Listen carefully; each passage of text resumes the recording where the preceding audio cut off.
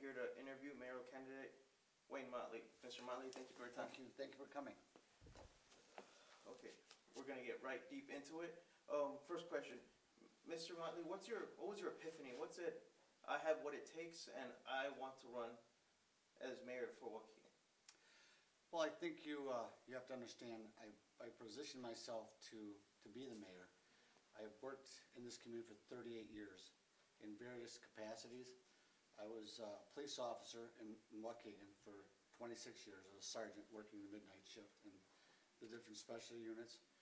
I was also, I've been city clerk for the past 12 years, so I have a vast knowledge of the inner workings of the city itself. I've been on the Park District Board for 18 years, and I've been the chairman of the Waukegan Housing Authority for the past 9. So I have a vast array of experiences that I can bring to the table. Okay. In your website, you said that you understand day-to-day operations in Waukegan. You know the problem.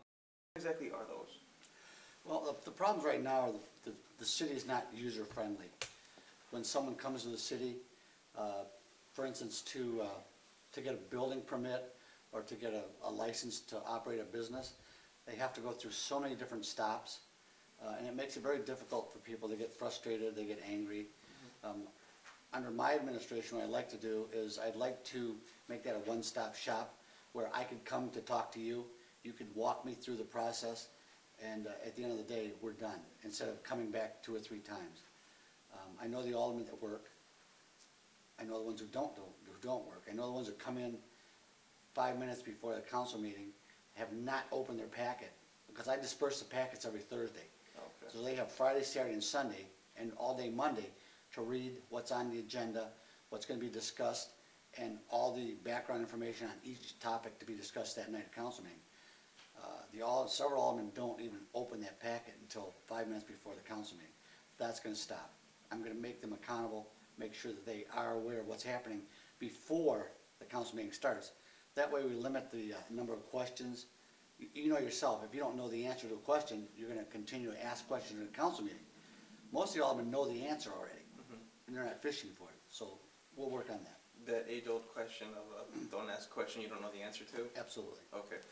Sir, as mayor, to my understanding, I didn't think government created jobs. What's your plan for the economy? Well, we don't create jobs. What we do is we facilitate jobs. What I'd like to do is, first of all, you know we have a large lakefront that's undeveloped. About 1,400 acres the city purchased for $149. We sued all of the businesses down there for the contaminants that they put in the soil.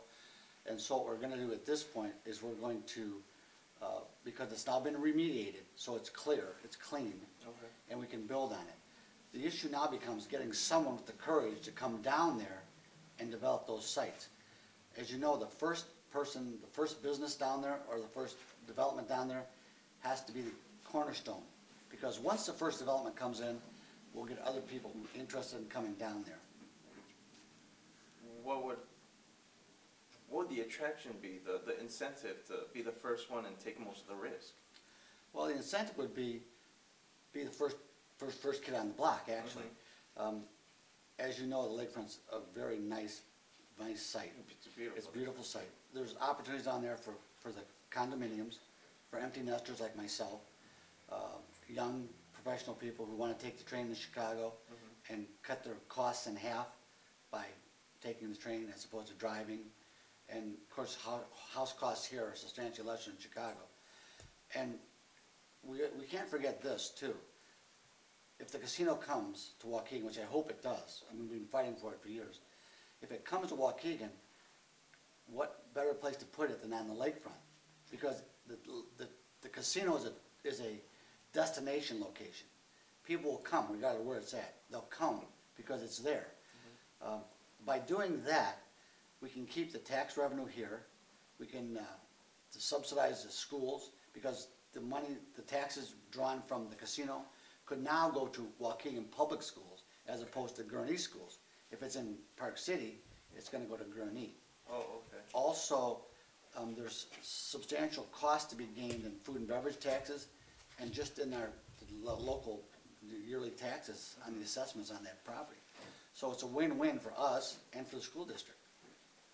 Wow, so that actually killed like 4 of my questions of what's your, do you support a casino? Obviously, yes. Yes. And what was your strategy for it to succeed? Well, another one I have how do you plan to improve relations between the community and police? Well, I think when I was on the police department, Mhm. we had community policing. And what I do is go back to community policing because I think it's vital to the community that you know, if you and I have a relationship as a police officer and citizen, you're more apt to come to me when there's a problem, or if I come to you with a question, you're more apt to say to me, you know, Officer Motley's been treated me very well. I know the answer to the question, let me help. Okay, what's community policing again? It's when you put a police officer into a specific area of the city, and that police officer works in that community. Oh, okay. Whatever community it may be, and they're there. That's their assignment. They're assigned to that area. Okay, sort of like military stations, but in a super microcosmic kind of way. But they're mobile. Yeah, They move throughout the community. Okay. In that area. But everyone in that district that he works would know who that community police officer is. Okay. What's your plan for the deficit? Well, obviously, you know, we've been in deficit spending now for quite some time. When the current mayor took office, we were left with a $12 million deficit. And as I think you probably have heard, as a result of that, we had to lay off 178 people in the last 2 years. And the quickest way to balance a budget is to terminate employees. That way you don't have all the costs associated with that employee. So our current mayor did do that. We're currently now very close to a balanced budget. But I think the key again is development. Get development in, lakefront's prime area develop. If you broaden your tax base, like I'd like to do with getting local businesses in and developing the lakefront, if you broaden your tax base, what happens is all the taxes around the community are reduced because now you've got a larger pool of money to draw from. Okay. So that would be our biggest, and obviously, coming from the law enforcement community, I know what it's like to be on the street and calling for help and no one's coming because we don't have the bodies. We have to change that. I mean, that'll be the first priority for me, is getting that police department up to the numbers it should be. Okay. Oh, collaboration with Dr. Batista in regards to schools, sir. What's your biggest concern or point that you think that needs improvement? I think that the school district does a great job. I'm not, dismissing them and not being competent. I think what they need is the city itself needs to communicate with all the entities, Park District, School District, Township, Lake County, Waukegan. We need a partnership and discuss issues of importance to all of us, because at the end of the day, those issues that are impacting the school district ultimately impact the city. And you know that. So I would partner with the other entities in the community and sit down at the table and try to resolve those issues collectively. Okay. What is your, now that we've summed up the questions, what's your outgoing statement? What would you like your message to be as we're about to leave? Well, I think that the thing I'd like people to understand the most is that I'm a people person. I've been in the Hispanic community for almost 40 years. No, poquito. I was an active soccer player. I played in the leagues for many, many years. I coached teams. I refereed, and I felt the brunt of racism when I was a young policeman and coached a Mexican soccer team. And when the young men were little, small, they were cute, and the communities didn't have a problem with them. As they grew to maturity, high school boys, then they were perceived as something different than that. They were perceived, because they were Hispanic, as gangbangers or less than desirable people, which is not the case. So I'd like people to understand that I'm all about unity, bring the community together as a whole, and not looking at people for ethnic backgrounds or their color. Just looking at them, because we all have our differences, but we all have our similarities. We have problems at home, we have problems with our wives, our husbands.